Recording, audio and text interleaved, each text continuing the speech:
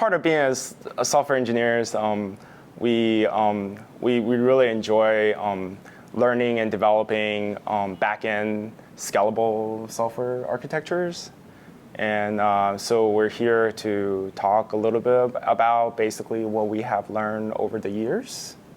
What we've really found is that we tend to see the same issues over and over again. They fall into 4 different categories: scalability, flexibility, fault tolerance, and automation.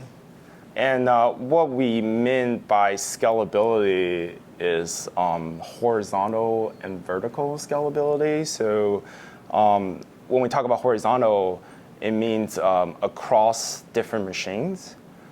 So for us, we when a job comes in, we break it down into smaller units of jobs.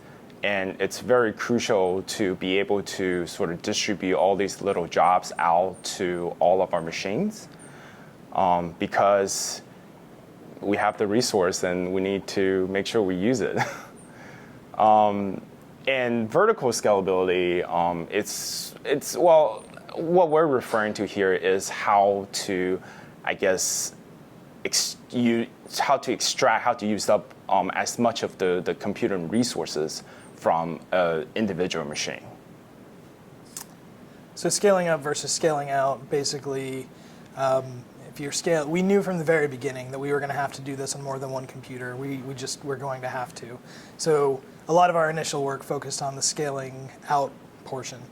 Then, you can only do that so far. You can only break down jobs so far. Any discovery, some things don't make sense to break up any further, like extracting document metadata. Yeah. So at that point, you focus on trying to make the individual processes as efficient as possible and get as much as you can out of each individual machine. And what we found is we've really had to shift our focus back and forth and go after whatever bottleneck is causing us the most pain at any given time. So sometimes we're thinking about, how can we put this on more machines? How can we get more out of the existing machines that we have? And really just kind of pivoting between those 2 viewpoints and refining as we go, we found has been, as a small company, where we have very limited resources to work on these things, we found that it's very helpful to switch back and forth between scaling up and scaling out. Yeah, it's a lot of it's really chasing down the bottleneck because it's a very well-connected system with a lot of different parts. So and if there are any bottlenecks anywhere that kind of constrain on what we can do within the system as a whole. So a lot of it's just kind of like finding where the bottleneck, and that can be horizontal, that can be vertical, and focus on them. But one of the lessons that we learned early on was you kind of have to think about both. You can't just pursue one if you want to build a truly scalable system. And you're probably never done with either. It's really about where you feel the pain at that time. Yeah. Yeah, pretty much. So then the other area that we found that we were solving a lot of the same problems were flexibility. Yeah. The area is flexibility. And this area has a little bit more to do with the nature of what we're trying to solve here, which is document processing, because a document can be generated from Microsoft Office. It can be generated on a Linux system. I mean, it could. A file or a document can really come from anywhere. So the ability to be flexible in terms of finding the right tool to be able to process the documents that we want to do, it's very crucial for us. So that's why from the very beginning we decided to sort of design a very flexible system that is quite loosely coupled. The idea is that if the best way to, for example, extract a Microsoft Word doc is to use Microsoft Word, then we want to be able to have the ability to do that. But having a very clear separation between the data distribution infrastructure and those nitty-gritty tools to do the actual processing gives us that flexibility, so we can always choose the best tool for the job. Yeah. So for us, we have a Windows environment, we have a Linux environment. We can pretty much build workers on any kind of language, software language. We could use Java, we could use .NET, we could use Ruby, and C++. Yeah, or C++. And the nice thing about our system is like you build a worker, you just drop it in, and it just knows what to do. Yeah.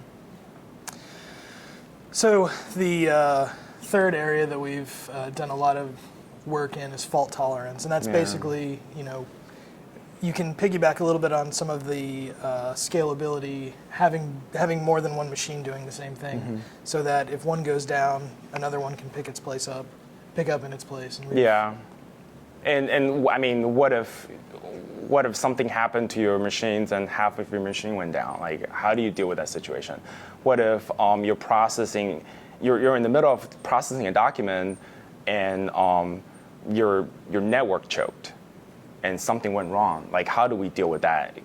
So we building like a lot of these sort of like fault tolerance mechanisms that basically will automatically kind of catch those issues and sort of be able to redo them to a certain degrees, and yeah, and then that's one of the things that I think fault tolerance is really important. Really, I mean, for any type of system out there. Yeah, don't put all your eggs in one basket.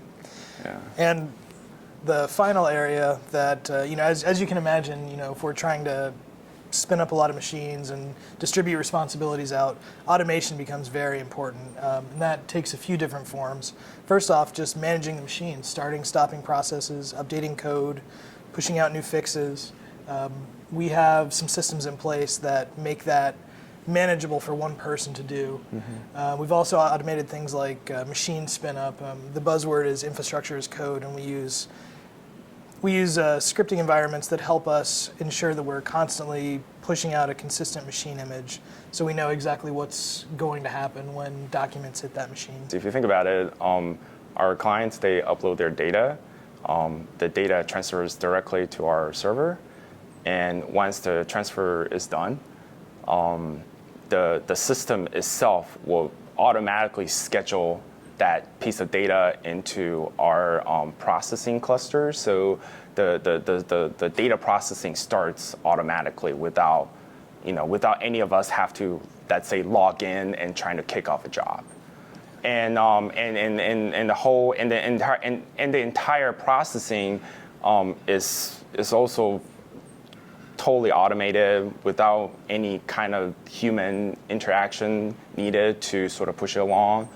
And after everything's done, well, download the way we design and deal with download is the same way, which is, you kind of create the download that you want, and then our backend system takes that instruction, creates it, and then you download it directly.